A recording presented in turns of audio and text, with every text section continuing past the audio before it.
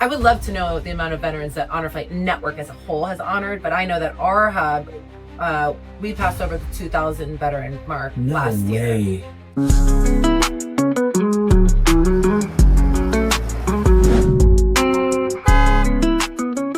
Welcome to Opportunity Knocks. I'm your host, Todd Patton, and today I have the one and only Jessica Easterling. I'm so glad I'm here and so glad we're working together with One Home, and you're involved with not one, but two companies with One Home. And I'm just really, it's amazing having you on board, and I'm excited for this year and then the years after. So welcome. Thank you. Yes. We're excited too. Yes. And so you told me a little bit about your story of, being in a mostly male oriented business, getting started 20 years ago, almost 19 years ago.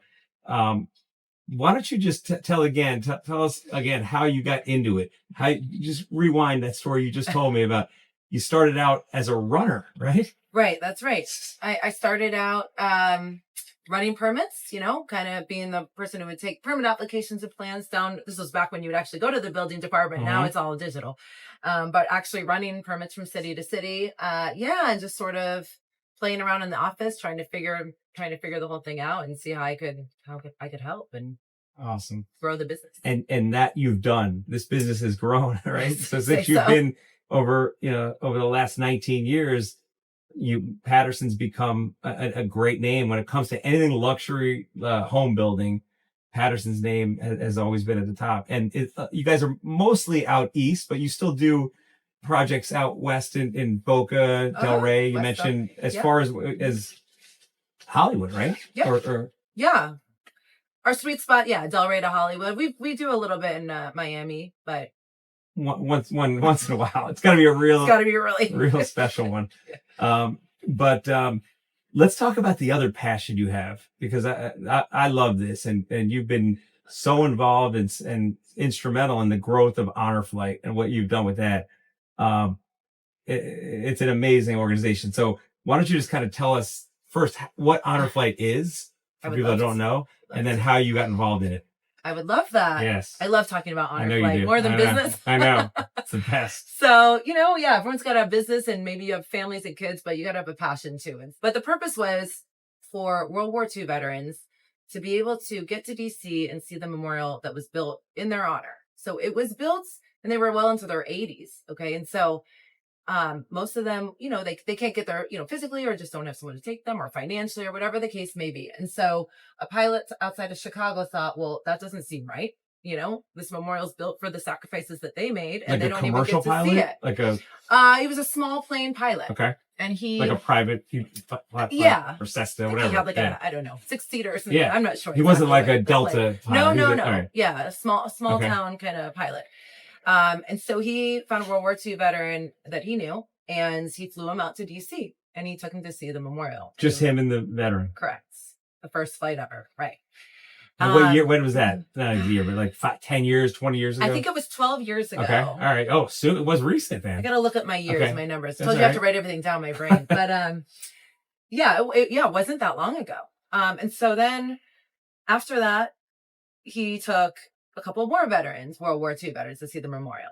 And from there, it just started to blossom and grow. And so other pilots wanted to do it. And what a vision. Other cities said, well, we have a lot of veterans here. We want to take them to see it. And so the whole idea of World War II veterans getting to be honored and see the memorial built for them is how Honor Flight started. And it has grown and grown and grown. And for many, many years, it was only World War II veterans that we flew.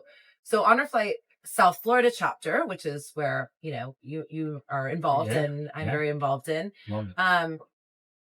is just one of, I think there's 138 hubs across the country now. There's 138? Check me. Over 100. I mean, definitely. Over 130. It was 130. I would have guessed like 30 or 40. Yeah, no, I mean, every single state has at least one hub. So, right there. I mean, Florida, we have, I think, 8 hubs because of our population and just sort of, the size of it. So, so Honor Flight South Florida, we take veterans from Boca down all the way down through Key West is who we are, of honoring. But what's happened with Honor Flight is pretty quickly, World War II veterans started to age out, we can't fill a flight. So I'm sorry, I should back up and say that we've grown to where our flights, we take 70, anywhere from 68 to 74 veterans per flight, and we do Plus the 4 flights a guardian. year. And each Right. flight has a guardian. So that's 150. That's a full flight. Plus staff. Yeah. We fill an entire commercial plane. We charter the entire plane. And like I said, so are all these other hubs for all across the country. So the amount of, I would love to know the amount of veterans that Honor Flight Network as a whole has honored, but I know that our hub, we passed over the 2,000 veteran mark last year. So I think that's veterans. That's all veterans. Just veterans. Just veterans. World War II and right. And Korean and right. So what's happened is because we couldn't now fill a flight, we can't find, sadly, we can't find 70 World War II veterans anymore. Because they're 97. They're on 100, over 100. Yeah. I mean, our last flight we have, actually the flight we have this Saturday, we have 101-year-olds. So 101? Mm-hmm, that's right. We've taken up to 104 was our oldest veteran we took a few years back. But what's happened is beautiful because it naturally started to transition down. So once World War II veterans, we couldn't fill an entire flight. We started saying, okay, let's open it up to Korean War veterans. And Korean War veterans, they're known as the forgotten war, right? So it's like these guys think, wow, but people, we're not forgotten. People actually care about us. And their memorial's right there next to the World War II memorial, right? So it's, they deserve to see it too, whether they've seen it or not. Most of them have not. And they're up there too, right? I mean, they're only 8-10 years behind. Yeah. The World War II veterans. Yeah. So we started filling flights with Korea. We still have a ton of Korean War veterans that we're taking, which is amazing. Oh, that's amazing. Yeah. So, the World War II that are the greatest generation, and they didn't get to see their memorial, and everybody celebrates them. And so that has been such a beautiful thing. Now we have the Korean War veterans who have always, can you imagine sacrificing your life and your family and everything, and then being called the forgotten war? I just find that so, it's sad. It's just sad. It breaks my heart for somebody. It hurts. Yeah. And so for these guys to have this day of just honor and thanks and celebration and, all of the things, has been beautiful. And then it's transitioned now to Vietnam veterans. So our flights now consist of, hopefully we have 1 or 2 World War II veterans, and then maybe 40 Korean War veterans and 30, 40 Vietnam veterans. Yeah. I mean, every flight's different. It's slowly happening. And then the rest would be Vietnam veterans. And Vietnam veterans, which I'm sure everybody knows, is, the way they were treated when they returned has been, and what they saw, what they went through that none of us will ever understand, and the way that they have been treated and the thought about, and what's come of that is their depression and their PTSD and the alcoholism and all of the things that Vietnam veterans, the majority of Vietnam veterans live with. So to be able to now take them on this and not only take them to the Vietnam Wall where they can find their buddies' names, that they all know people that they've lost. And a lot of times they go and that's all they really want to do first is just, go to that wall and see these names. And we help them, rub the names and that kind of thing. But also when we return to the airport and we have what we call as homecoming, which I know you've experienced many times, we have over 1,000 people at the airport just cheering, welcoming them home, thanking them for their service. Cheerleaders from the Marlins, and it's everything. You got 4-star generals and Boy Scouts, and you name it, kids, and the veterans just love the kids because I think too it just gives them hope for the future that there's this generation that really cares about them still and it will live on. Faces are painted. USA, it's amazing. It's the best. There's a DJ playing all the music, and it's just so much fun. There's a lot of surprises for the day that I'm kind of leaving out, but the point is the veterans now they get back and they're being welcomed home for the first time. Vietnam veterans, been over 50 years that they've lived with this and thinking that nobody cared and that everyone still thought what they did was wrong. And I could cry. They generally cry, and I have had hundreds.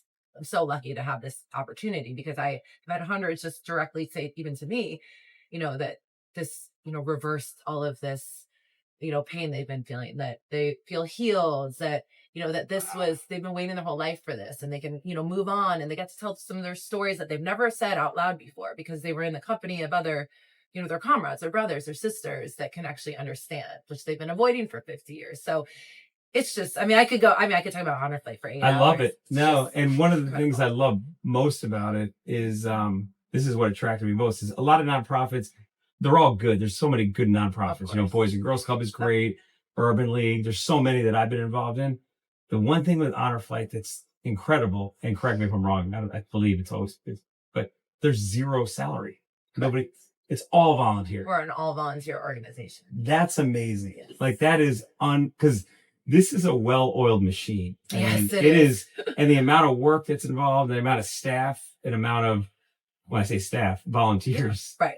But it's so organized, and I give you guys a lot of credit, the people that are involved, because there's a lot of work involved in it. And I think I've done 4, and I volunteered for 2 of them as like a volunteer on it, and the work that you see behind the scenes of what you guys have done.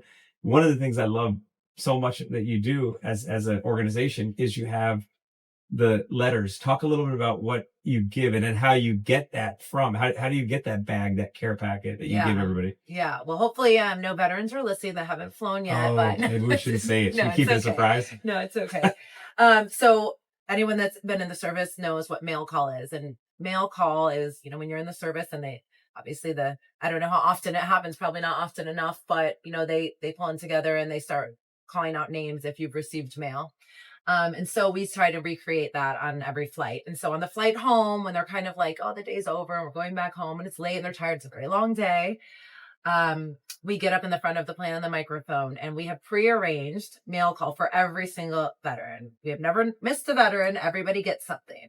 And so the work that goes into that prior is contacting, whoever they've listed as their emergency contact, guardian, spouse, children, whatever we can find. And we ask them to write letters. We get letters from school children, from strangers, from, anyone. We get hundreds and hundreds of letters for every flight.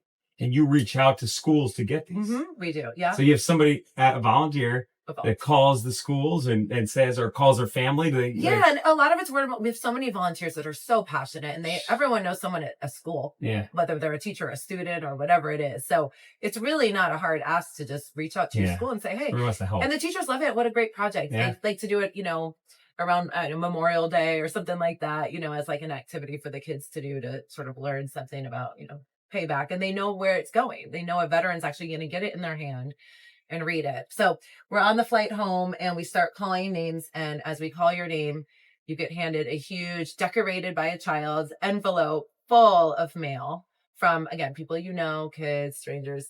And they start to read them on the way home. And the guardian is right there with them, reading with them or helping them through it. We hand out tissues. We walk around with tissues because there's a lot of tears. It's probably my favorite part of the experience, because it's such a surprise for them. It's, if anybody hasn't done or been involved, even just showing up to the airport and cheering on, that makes you feel like you did something good, just to see the face and, just the details that Honor Flight as an organization does, just like something as simple as the name tag, in big letters, the Guardian's wearing a name tag. And so everybody knows the name, little things like that. It's amazing. What an organization. Paterson, what an organization. I'm excited to work with you guys. Honor Flight.